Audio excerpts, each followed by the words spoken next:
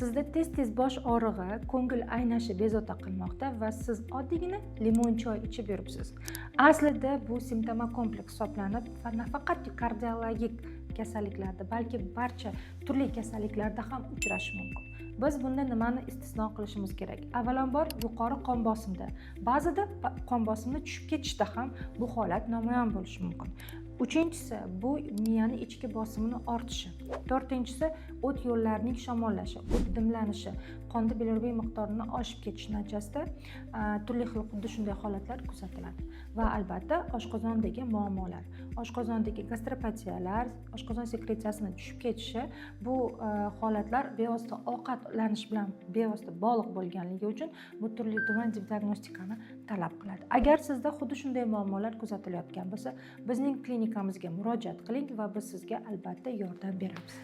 Qachon yiqilib qolsam, doktorga boraman deb o'zingizni sog'lig'ingizga befarq bo'lmang. Albatta vaqtida tibbiy ko'riklarni o'tishni esingizdan chiqarmang.